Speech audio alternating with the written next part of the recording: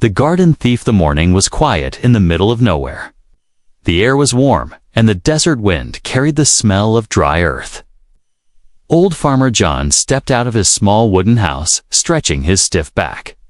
His land was nothing special, just sand, a few stubborn bushes, and his pride and joy, a small garden of fruit trees. He had planted with his own hands. The trees were heavy with ripe peaches and plums. The bright colors stood out against the dull desert. John smiled, thinking about how these fruits would last him through the week. He reached for a basket to start picking, but then he froze. Something was wrong. The branches of one peach tree were shaking too much for a morning breeze. The leaves rustled like something alive was moving between them. John narrowed his eyes. Coyotes sometimes wandered close, but this was different. The movement was low and quick, like a child trying to hide. Quietly, John set his basket down and stepped closer. His boots crunched against the dirt, and the shaking stopped. He took another step, and then saw her. She was crouched under the tree, her back to him. Small, no, taller than a 10-year-old human, but thin. So thin, her arms looked like sticks. Her skin caught the sunlight in a strange way, almost silver, with faint patterns that shimmered when she moved. Her hair was dark, tangled, and full of leaves. She was holding a peach in both hands and biting into it like it was the only food. Left in the world, John's heart skipped a beat. He had seen many things in his 65 years, but never a creature like this. Her eyes, when she looked up, were huge and bright gold, with a glow that didn't seem natural. They locked on him for just a second, fear flooding them, then she jumped to her feet. The peach fell from her hands. Rolling in the dirt, she turned and ran. "Hey!" John called, but his voice only made her run faster. For a moment, his old body told him to let her go. But something in the way she ran barefoot, stumbling, clutching her thin arms like she was in pain, made him move. His legs, stiff from years of farm work, carried him after her through the garden rows. The girl was fast, but small feet left deep prints in the soft earth. A half-eaten plum fell from her grip. Then another. She looked back once, her face pale and desperate. John finally caught up near the edge of the fence. She was trying to climb over, but her weak arms couldn't pull her weight.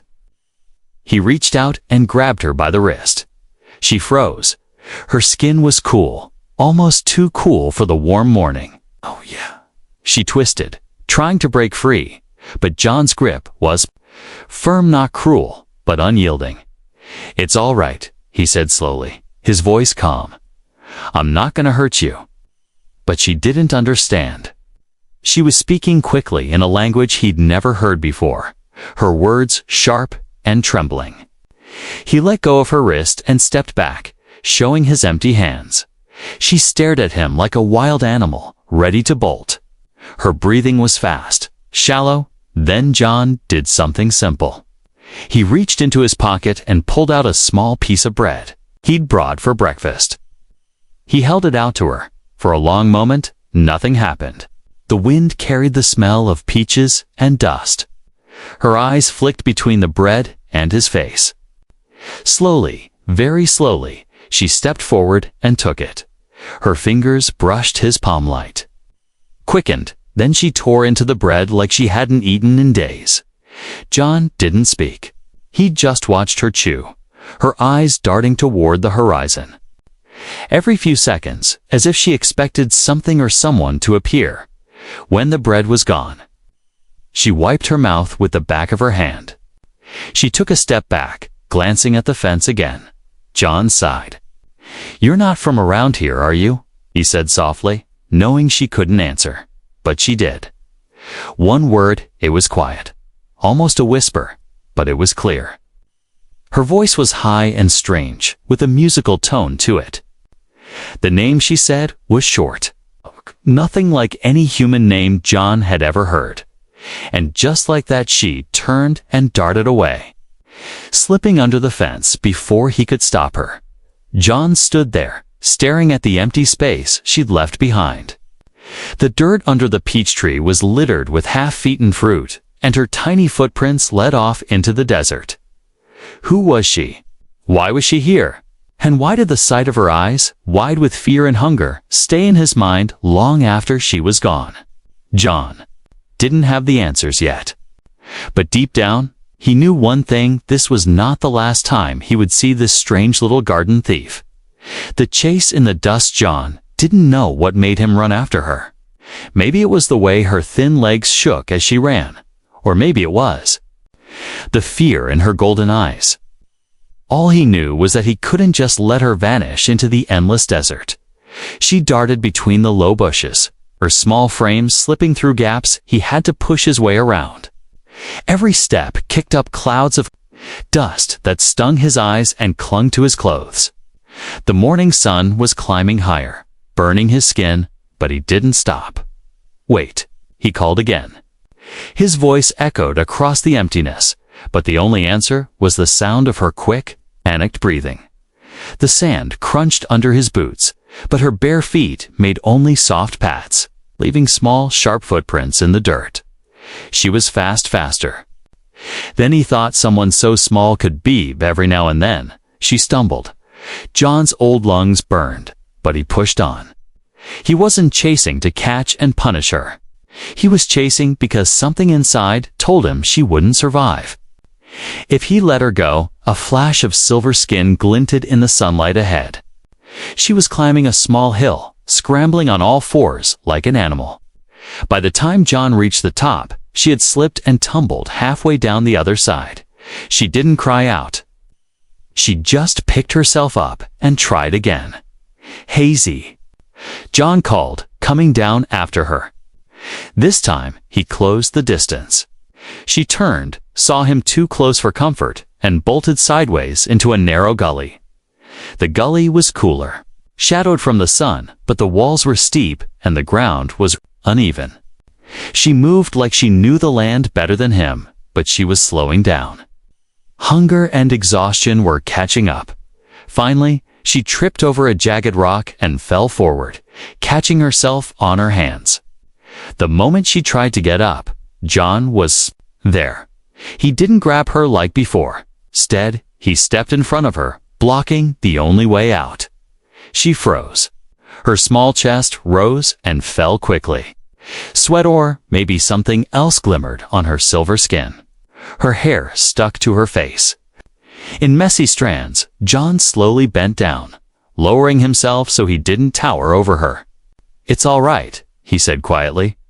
"I just want to talk." She shook her head violently, backing away until her back hit the gully wall. She pressed herself against it like she wanted to disappear. "I'm not here to hurt you, John." Tried again, his voice softer. "You hungry? Thirsty?" The word thirsty made her blink. He saw the small movements of her throat as she swallowed. He reached for the old canteen hanging from his belt. Slowly, so she could see what he was doing, he unscrewed the cap and took a small sip himself to show it was safe. Then he held it out to her. She didn't move at first. Her golden eyes flicked from the canteen to his face, searching for danger. Finally, she reached out, snatched it from his hand. Hand drank. Not sipped, drank. The water ran down her chin and onto her clothes, but she didn't care.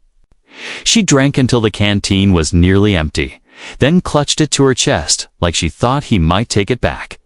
When she finally stopped, she breathed out hard, her shoulders relaxing just a little. John gave a small smile. "Better." She tilted her head as if trying to understand the word. Then, to his surprise, she gave a tiny nod. It was the first sign she wasn't going to run again, least not yet. But the quiet moment didn't last. From somewhere far off, a low humming sound rolled through the air. It wasn't the wind. It wasn't any vehicle John owned. It was deeper, stranger, like a swarm of insects, but mechanical. The girl's eyes widened, her body tensed. She shoved the canteen back into his hands and shook her head frantically, pointing toward the horizon. John turned and saw nothing but heat haze. Still, his gut told him she knew something he didn't. "Is someone after you?" he asked, even. Though he knew she couldn't understand, she stepped closer, not toward him, but toward his side, like she wanted him between her and whatever was coming. Her hands trembled. The humming grew louder. John looked at her, then at the desert beyond. He didn't know who she was or why she'd been in his garden, but he did know one thing: whoever was making that sound was bad news to her. And that was enough for him. "All right," he muttered, adjusting his hat. "You'd better come with me." She hesitated, then followed when he started walking back toward the farm. The chase was over. But John knew the real trouble was just beginning. A stranger's playthwalk back to the farm was slow. The girl stayed 2 steps behind John, her small feet barely making a sound on the dirt. She never took her eyes off the horizon, glancing back every few seconds like she expected something to come out of the desert. John could feel the tension in her. She was like a rabbit, ready to bolt at any second. Every time he slowed down, she slowed down. Every time he looked back, her golden eyes met his for just a moment before darting away. When they reached the wooden fence around his garden, John stopped. "Come on," he said gently, pushing open the gate. She hesitated, her eyes flicking to the fruit trees. "Hungry again?" he asked, nodding toward the peaches. She didn't answer, but her gaze lingered on the fruit for a long moment before she stepped inside. The morning sun was higher now, bathing the garden in golden light. The smell of ripe fruit filled the air. John went to the small wooden bench under a tree and sat down. He patted the space next to him, but she stayed standing, her hands clasped in front of her. John sighed. "All right, have it your way." He reached into his pocket, pulled out another piece of bread, and placed it on the bench beside him. Then he took a peach from the nearest branch, polished it on his shirt, and bit into it. The girl's eyes followed every movement. After a moment, she stepped forward and took the bread, her fingers brushing the wood of the bench, but not touching him. She ate slowly this time, as if she didn't want it to end too quickly. "Where'd you come from?" John asked quietly. He knew she couldn't understand him, but talking felt better than the silence. "You got family? Someone looking for you?" She looked at him, tilting her head like she was listening. Then she spoke. It was one word, soft, musical. "Strange." John froze. "Is that your name?" She repeated it, slower this time, her voice almost a whisper. The sound was unlike any name he'd heard. Foreign, but gentle. He tried to say it back. His tongue stumbled over the unfamiliar syllables, but she didn't laugh. Instead, she gave the smallest nod. "All right then," John said. "Nice to meet you." You." For the first time, he saw the shadow of a smile on her face. It was faint, quick, but it was there. Before he could say anything else, her gaze suddenly snapped to the horizon again. That low, humming sound from earlier had returned, fainter now, but still there. She set the bread down and stepped toward him quickly, speaking in her strange language. Her voice was urgent, her eyes wide. John didn't understand a single word, but her tone was clear. She was warning him. She pointed toward the desert, then to herself, then shook her head. "You don't want to go back," John guessed aloud, "and you don't want them to find you." She stepped even closer now, her small hands grabbing his sleeve. Her grip was weak, but the way she clung to him was desperate. She said something again, the same phrase over and over, her voice breaking. It wasn't just fear in her eyes, now which pleading. John felt his chest tightened. He didn't need to speak her language to understand what she was asking. She wanted him to help her. He looked toward the horizon, the heat shimmering in the distance. Whoever was making that noise was still out there, still looking. John was just an old man with a small farm. He didn't have weapons, didn't have the strength he used to, and certainly didn't have any reason to get involved in whatever mess she'd run away from. And yet, the way she was looking at him made it impossible to say no. "All right," he said finally, his voice low. "You can stay here. Just stay quiet. Don't go near the fence." She didn't understand the words, but she seemed to understand the tone. Her shoulders relaxed slightly, and she let go of his sleeve. John stood, motioning toward the small house. "Come on." She followed him inside, her bare feet silent on the wooden floor. The moment they stepped into the kitchen, she darted under the table and curled up there like it was the safest place in the world. John watched her for a moment, then sighed. "Guess I've got company now." Outside, the humming was gone again. The desert was quiet. But John knew that wouldn't last. The girl's plea had been simple: "Help me." And without even knowing her, without knowing her story, he had agreed. It was a decision he couldn't take back. Whispers of danger the first night she stayed in John's house. The desert was too quiet. No wind, no coyotes, just silence. John sat in his old wooden chair by the window, watching the darkness. The girl, her strange name still fresh in his mind, was curled up under the kitchen table, sleeping with her knees pulled to her chest. She hadn't spoken again after her desperate plea that morning.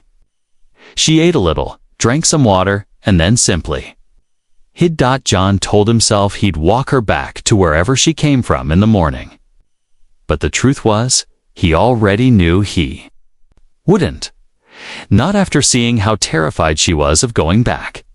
He poured himself a cup of coffee, the steam rising in the dim light when something flickered in the distance outside. A flash, then another. At first, he thought it was lightning far away, but the sky was clear, no clouds, no storms. Then came the sound. It started low, like the hum of a giant machine. Then it grew, a deep, vibrating thrum that seemed to crawl into the walls of his house. John's grip tightened on the coffee cup. From under the table, the girl stirred. Her eyes snapped open wide, glowing gold even in the dark. She didn't ask what the sound was. She already knew. She crawled out, ran to him, and tugged at his sleeve. Her voice came quick and sharp in her language, her tone urgent. She pointed toward the window, then toward the floor, as if telling him to hide. John peeked out in the far distance. Strange lights swept across the desert beams that cut through the darkness like long, searching fingers. They moved slowly, scanning the ground. The lights weren't from any vehicle he knew. They were too bright, too smooth, and they shifted in colors: blue, then green, then white. He muttered under his breath, "Well, hell." The girl gripped his arm, her fingers trembling. She spoke again, softer now, almost like a warning. John didn't understand the words, but the meaning was clear enough. "They're looking for me." He moved away from the window and shut the old curtains. "Stay here," he whispered, pointing to the table. She shook her head violently. For a moment, they stood in silence, the low hum growing louder. It was getting closer. Then, just as quickly as it had come, the sound faded. The lights pulled away, shrinking into the night until they were nothing more than tiny specks on the horizon. But the girl didn't relax. She stood at the window, watching the darkness as if expecting the lights to come back. "Whoever they are," John muttered, "they'll be back. And if they're anything like I think they are, they don't take kindly to folks hiding from them." He didn't like the thought of strangers wandering his land. He liked it even less, knowing those strangers might take the girl, maybe worse. By midnight, the desert was quiet again. But John couldn't sleep. He sat in his chair, the girl lying nearby on a folded blanket. Every time she stirred in her sleep, he found himself glancing at the window. Around 3 in the morning, the whispering started. It wasn't from outside. Was inside the house at first. John thought it was just the wind moving through cracks in the wood. But then he realized it was coming from her. She was talking in her sleep. Not mumbling like humans did, but speaking clearly. Her strange musical words flowing in a soft rhythm. He leaned closer, not to understand, but because her voice was almost hypnotic. It was like listening to a stream run over smooth stones, gentle, yet carrying something heavy beneath. Then, without warning, her voice broke. She turned onto her side, and a tear slid down her silver-tinged cheek. John sat back, looking away. He'd never been good with crying, not even his own, but something about this was different. Whoever she was, wherever she came from, she wasn't just lost. She was running from something, and she'd been running for a long time. By sunrise, John had made up his mind. He would keep her hidden as long as he could. If those strange lights came back, he'd find a way to make them leave, even if it meant trouble. When she awoke, he handed her a small bowl of peaches and bread. She gave a faint smile, small, but enough to let him know she understood he was helping her. And in that quiet moment, John realized something important. He wasn't just protecting her because she needed it. He was protecting her because it felt like the right thing to do. A choice under the stars. The desert night was colder than usual. The stars burned bright overhead, scattered across the sky like a million tiny fires. John sat on the porch, his old hat pulled low, a blanket wrapped around his shoulders. Beside him, the girl sat cross-legged, holding a peach in her hands. She didn't eat it right away. Instead, she kept turning it over, her golden eyes reflecting the moonlight. It had been 2 days since the strange lights passed over the land. 2 days of quiet, but not peace. John could feel a danger was still out there, waiting. The girl had said little, but she stayed close to him now. If he walked to the garden, she followed. If he went inside, she was right behind. She didn't trust the world, but for some reason, she trusted him, and that made his decision harder. John wasn't a man who liked trouble. He had lived out here in the middle of nowhere to avoid it. But now, trouble had walked into his life.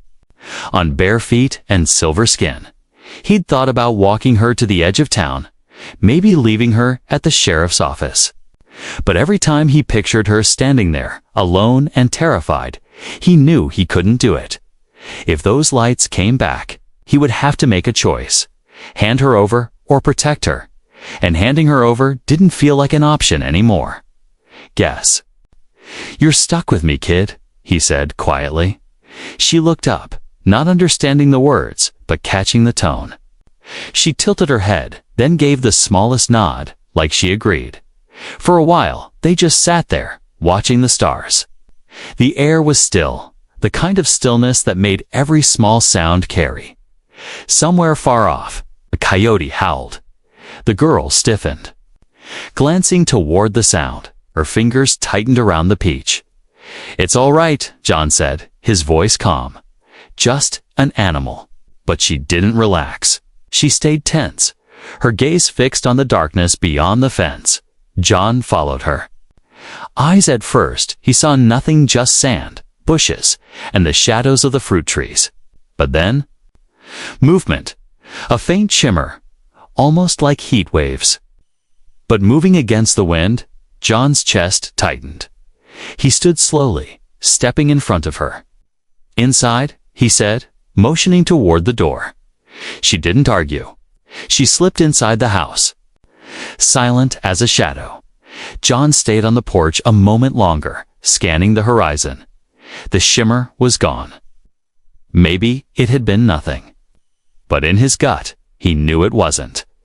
That night, he didn't sleep. He sat in his chair by the window, his old hunting rifle across his lap. It wasn't much against whatever technology those lights belonged to, but it made him feel like he still had some say in what happened here, around midnight. The girl padded into the room, her bare feet whispering against the floor. She looked at the rifle, then at him, and spoke softly. Just one word. He didn't know what it meant, but the way she said it. It sounded like a question. He shook his head. No, not yet.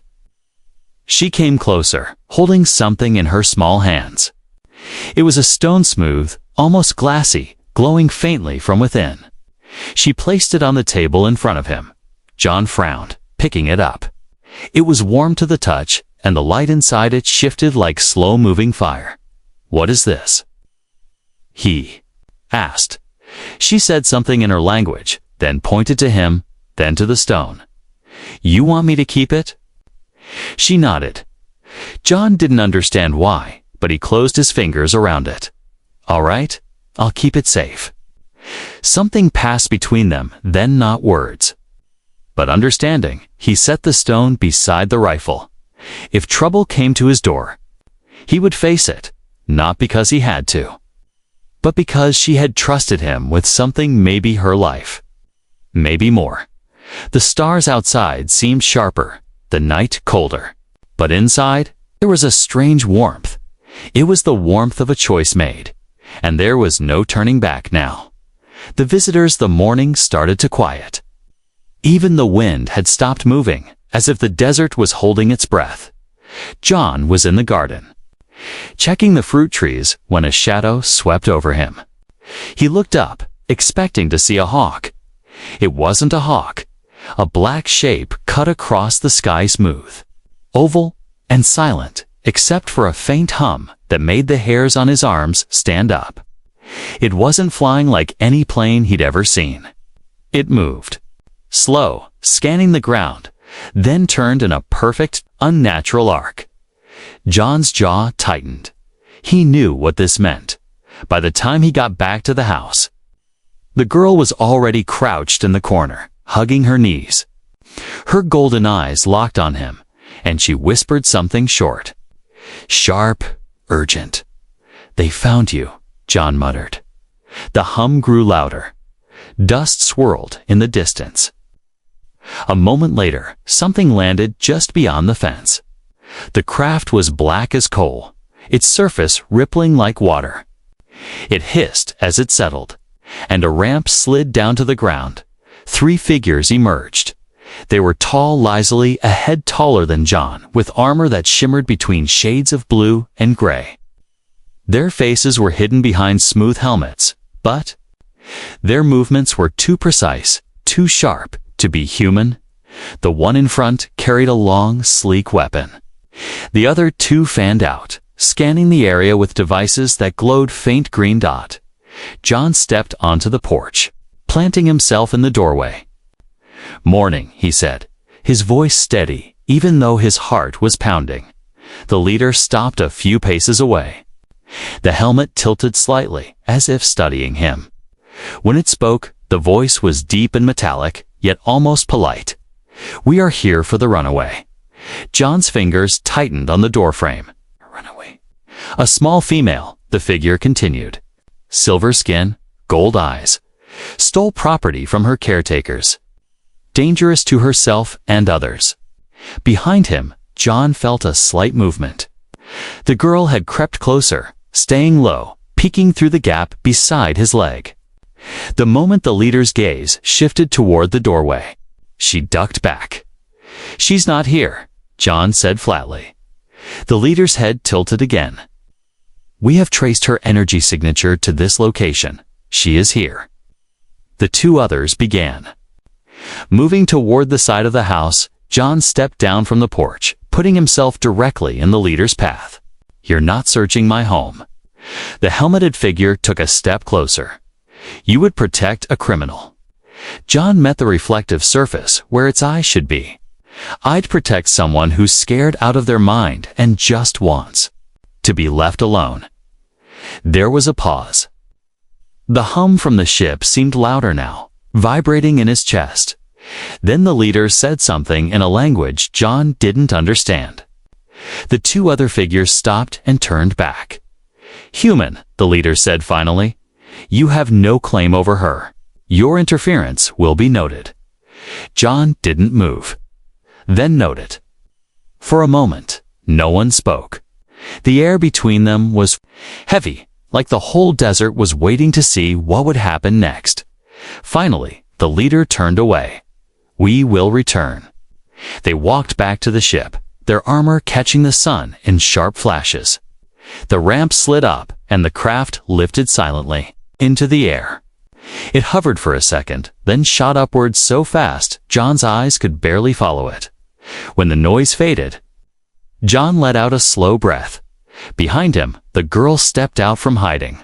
She looked at him for a long moment, then did something unexpected. She reached out and took his hand. Her small fingers were cold, but her grip was steady.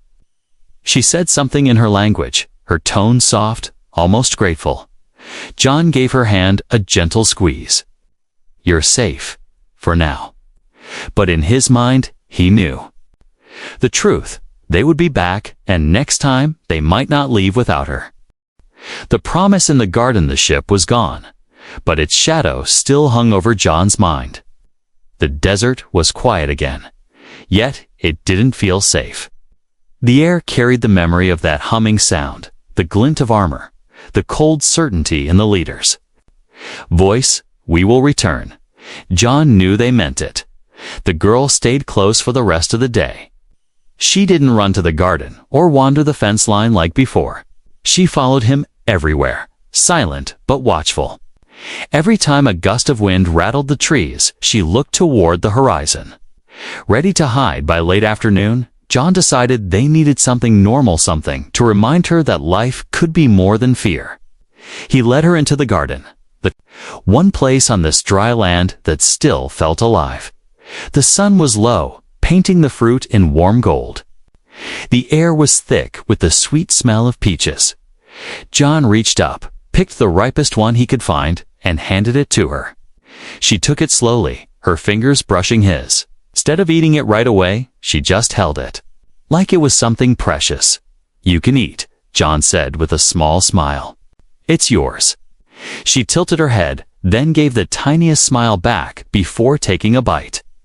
Juice ran down her chin, and she wiped it with the back of her hand, just like the first day he'd seen her. But this time, she wasn't running. Away they sat on the ground between the trees. The girl finished the peach, then reached into her pocket.